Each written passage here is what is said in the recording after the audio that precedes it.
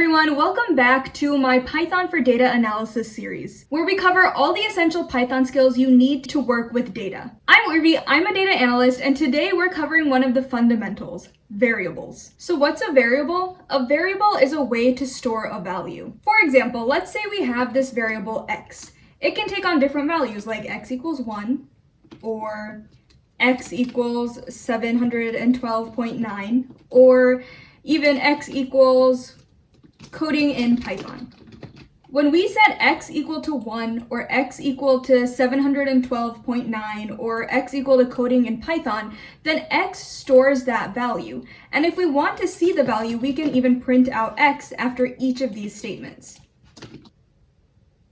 So here you'll see we had the variable of x equal to 1, the variable of x equal to 712.9, and the variable of x equal to coding in Python. Now each time you define a variable, it will have a data type. And the simple ones are integers, floats, booleans, and strings. There are also more advanced ones like lists and sets and tuples and dictionaries, but we'll cover those in depth in a future video. So going back to our code over here, when we have x equal to 1, it's an integer type variable, which means it's a whole number like 1, 10, 100, 1000, any of those.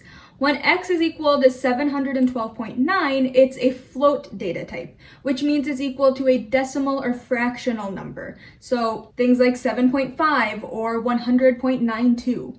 and so on. And the last assignment of x here is a string variable, which just means that it holds text. And the last type that we want to cover today is called a Boolean variable, which is a variable that just takes one of two values, either true or false. So here you can see that here x is being assigned as a Boolean variable that holds the value true. Now Python is dynamically typed, which means you don't need to declare a variable's type ahead of time. If you're familiar with other programming languages, you may be used to doing something like int x equals 1. Well, in Python, you don't have to do that. When you assign the value to the variable, Python is automatically able to determine what data type that variable should be. So in here, when we're assigning x equals 1 and then x equals 712.9 and then x equals coding in Python, the data type of x is actually automatically changing. First, x is an integer variable, then x is a float variable, then x is a string variable, and then finally x is a Boolean variable.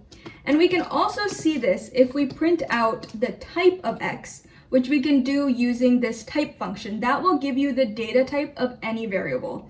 And this is a function that will use quite a bit when you're analyzing data. All right, so here you can see how the data type of x changes as it's assigned to values of the different data types. Next, let's talk about naming variables. The way you name your variables is very important because it makes your code more readable and also serves as a way to document what your code does and what each variable stores. And there are some guidelines and best practices you have to follow.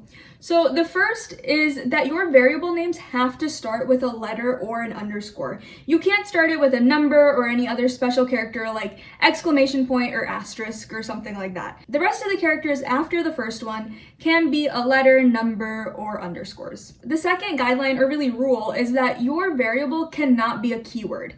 So keywords are things that are reserved by Python as having a specific meaning. So for example, words like true and false are a keyword because those are used to refer to Boolean values. So you cannot create a variable called true with a capital T. Other words like if, else, while, class, import, all of these are examples of words that are keywords and cannot be used as variable names just by themselves. The third rule is that your variable cannot contain spaces. If you want to use multiple words in your variable name, you can actually use underscores to replace the spaces, or you can even create a camel case variable name, and I'll show an example of both here shortly. And then finally, the fourth isn't really a rule, but it is a guideline that you want to make sure your variable names are descriptive but concise. And that is kind of hard to do, but it gets easier the more variables that you name. So let's take a quick look at an example. So let's say we want to create a variable that stores the number of items bought by a customer. We can do something like number of items bought. And let's set that equal to 5. So here you can see that our variable is starting with a letter. It's not including spaces. Instead of spaces, I'm using the underscore. And you can also see it's pretty descriptive. Number of items bought. You know exactly what this variable is storing. Now you can also do this as camel case, which means that you are capitalizing the letter of each word. So if you didn't want to use the underscores, you could do number of items bought. That works as well. Now I prefer doing it this way, but really either one's fine. It's just a personal choice. Now this is descriptive and it's concise, but we can make it even more concise by calling it num items bought equals 5. That's still descriptive and it's a little bit shorter, so this would be a better name than this one. And just real quickly here, I'll show you that we can print this new variable and we can see what the type of the variable is as well. So run this, we see num items bought is 5 and that this variable is of an integer data type. Next, let's talk about some operators for integer and float variables. The first is the equal sign, which you've already seen been used before.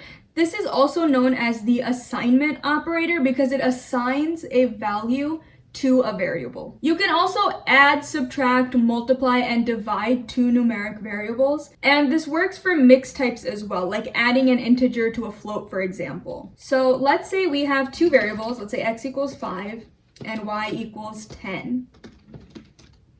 We'll print out x plus y. That is the addition operator.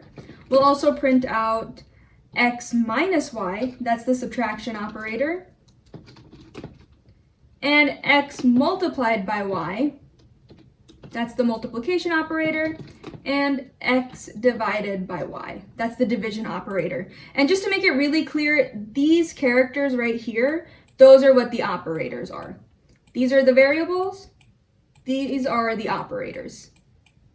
So when we run this and we print it, we see we get 15, -5, 50, and 0.5. So it really just works as adding 5 plus 10 or subtracting 5 minus 10. And if I change this to a float value, you'll see these will all still work as well. Now, an additional arithmetic operator that is used quite a bit in data analysis as well is known as the modulus operator. This operator returns the remainder of a division. So the percent sign is what's used for the modulus operator. So if we did 5 modulus 10, we'll get 5. And that's because when you do 5 divided by 10, 5 goes into 10 0 times with a remainder of 5. Now, if we did 10 modulus 5, we'll get a result of 0 because 10 divided by 5 is 2 with no remainder. So this modulus operator just returns whatever the remainder of a division is. Now let's go back to that assignment operator, that equal sign once again. We can actually combine this assignment operator with one of these arithmetic operators, and we can use that to reassign a variable. So let's say that we have x equal to 5 and we want to increase the value of x by 5. One way we could do that is we could do x equals x plus 5. And if we print out x, you'll see that x is equal to 10. But another way and a faster way we could do that, we could set x equal to 5 again, and then we could do x plus equals 5, and then we could print out x. And what you'll see here is that here also x is equal to 10. That's because what this line does is that it does x plus 5, and then it assigns that result using this equal operator back to x. So that's another way you can use the assignment operator and an arithmetic operator together. And you'll see that syntax quite a bit just in Python and especially data analysis scripts. Next, let's go over the comparison operators. These are things like greater than, less than, greater to or equal to, less than equal to, and all of that. So first, let's redefine x and y again. So we'll set x equal to 5 and we'll set y equal to 10. And then we can print out x greater than y, x less than y, x greater than or equal to y, x less than or equal to y, x equals y, and x does not equal y. Now when we print all of these, you'll see that the result is a Boolean. So the result of doing x greater than y is really you're asking, is x greater than y? And Python will return either a true or false value. So here we see that 5 is not greater than 10, so it returns false. However, 5 is less than 10, so we get a true there. A similar thing is happening for these two. The only difference is that we're also seeing if x and y are equal. So if x and y were both 10, these two would both return true, but instead they return the same values that these two do.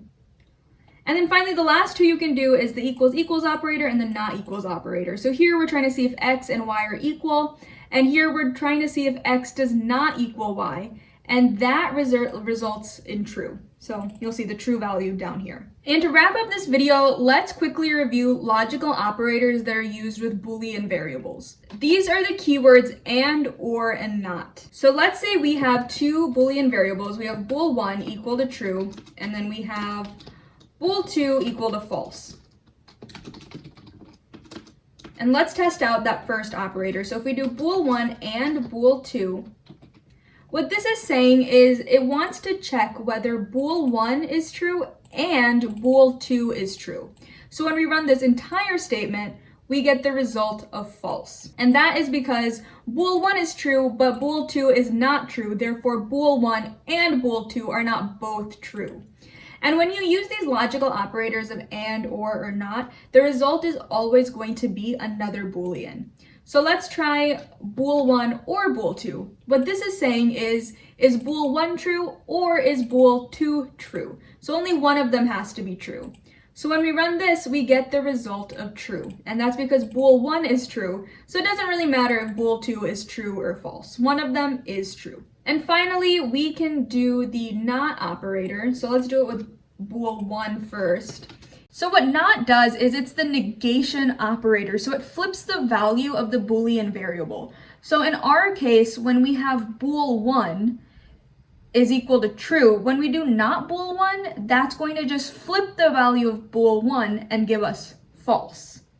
Now, if we do not bool2, it's going to do the same thing. It's just going to flip the value of bool2. So not bool2 is true. All right, so that is it for this video. Those are the basics of the int, float, and Boolean data types, how they're defined, and the different operators you can use on them. In next week's video, we are going to cover string variables. String variables are super important, and the functions that we use with them are used a lot in data analysis, so I wanted to make a separate video for that. That's coming out next week, so make sure you stay tuned. Thank you so much for watching this video. If you liked it, I would love it if you considered subscribing to the channel, and I hope to see you in the next video. See you there.